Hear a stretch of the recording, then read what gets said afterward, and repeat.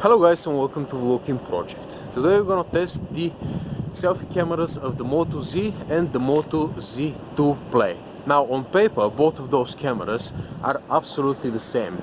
None of those has any kind of optical image stabilization. They don't have a digital stabilization as well. They're both 5 megapixel cameras and the best you can do is 30 fps at 1080p. Yes, let's wait for the train. So now I'm gonna put a sign so you can see where the sound is coming from, whether it's the Moto Z or it's the Moto Z2 Play. So we're gonna have a look at that throughout the video so you can compare the microphones, but I guess they should be pretty much the same. The Moto Z has one extra mic though, so let's see how is that gonna look. Now let's check the dynamic range quickly. That's a beautiful dusk behind me. I hope you can see that. So yeah, let's just do a quick sprint to see whether there's any kind of sort of stabilization. Oh, there is none. So yeah, that's about it for now, guys. Let me tell you that both cameras look okay on the phone, but it's another thing when I upload it to the PC. And yeah, pretty much that's it. Let's see.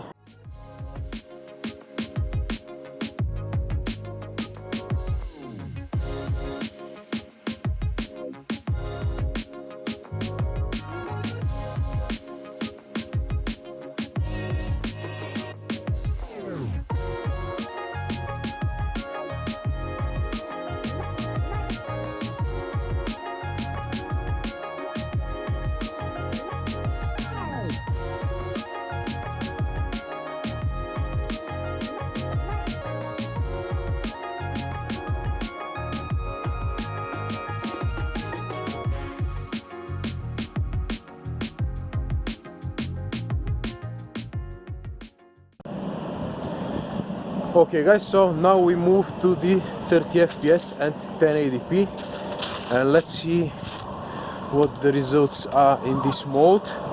Again, on the Moto Z, I believe I have both optical plus digital image stabilization, where on the Moto Z2 Play we've got only digital. And let's see how both of these are gonna work at 1080p. As I saw on the screen, the stabilization was working excellent at the Moto Z at 4K, and there was non-existent stabilization on 4K on the Moto Z2 Play. But now, from what I can see on the screen, we've got a pretty good stabilization on the Moto Z Play at 1080p. So let's see how is this one gonna go. Now I'm gonna initiate a short sprint over here so we can see better how the stabilization works, guys. Yep. We're gonna check the dynamic range as well. It's not the best day for photo shoots, but that's the best we can get in the UK in November. There was a squirrel over there, but it is escaped when it saw the stand with the dual phones. So yeah, but it looks good though. It looks good. I mean, both phones are doing pretty well in my opinion. But let me upload these files to the computer and let's see what we're gonna end up with. Now at the moment I'm filming in 4K 30 fps per second, and I'm holding basically both phones on the same stand. And from what I see on the camera is that the video coming out from the Moto Z is way more stabilized than the one coming out from the Moto Z Play.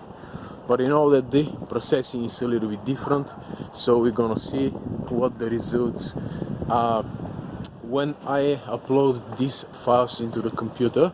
So let's do a quick run test over here.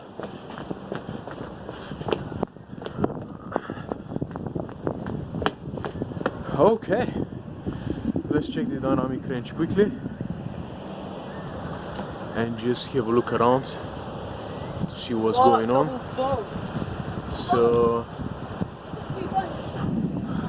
let's see how it goes, guys. It looks good though. It looks good on both cameras. So let's see let's see how it's gonna look after that.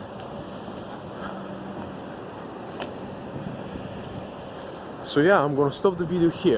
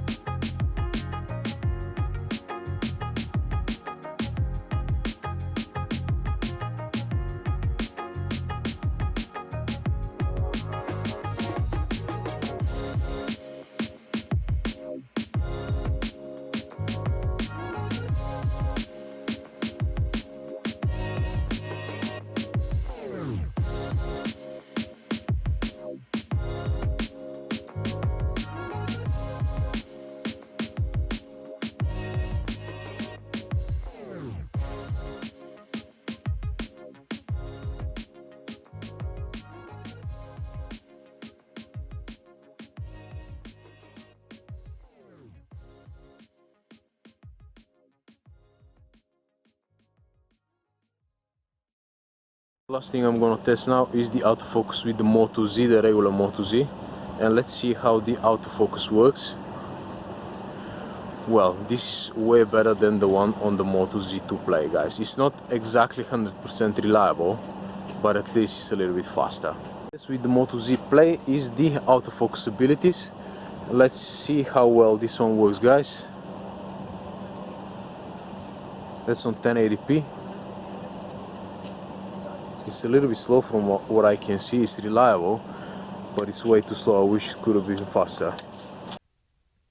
So where does that leave us in the camera comparison between the Moto Z and the Moto Z2 Play, guys? I could say that overall I'm happy with the photo qualities of the front-facing cameras. They're absolutely the same sensors. There's a little bit of a difference in color reproduction, but I'm overall happy. The autofocus works quite well. And the rare thing is that you've got tap to focus on both front-facing cameras, which is a good sign. Now when it comes down to video, the quality is fine, 1080p is okay, but you've got no stabilization whatsoever. So that's one thing to consider.